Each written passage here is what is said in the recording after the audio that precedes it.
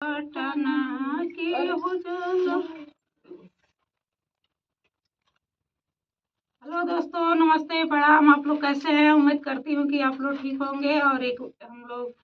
कारवां नाच गीत लेके आए हैं। गाना कैसा लगेगा लाइक करिएगा, सब्सक्राइब करिएगा, कमेंट में जरूर बताइएगा कि गाना कैसा लगा। नए होंगे तो शेयर सब्सक्राइब जरूर करिएगा, फुल आवाज के साथ सुनिएगा। गनवा कहाँ से लाई है? आया उड़ के आइला के हो जाला उर्वी पूर्वी के हो जाला पटना के हो जाला उर्वी पूर्वी के हो जाला पटना के हो जाला ना काला कातावानो कारिया के हो जाला ना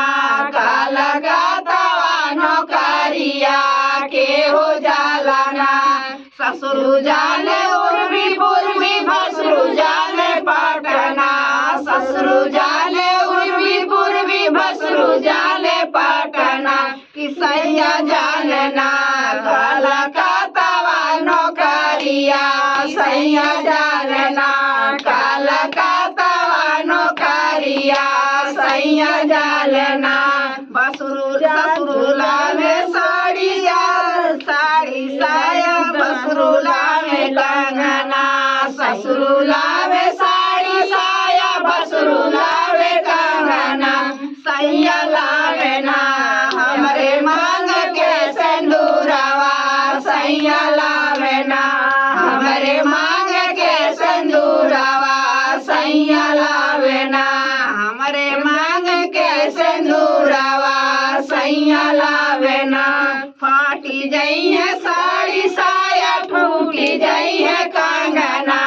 फाटी जई है साड़ी साया टूटी जई है कंगना जुग जई है साया साड़ी फूटी जई है कंगना जुग जुग जिए हमारे मांग के सिंदूरवा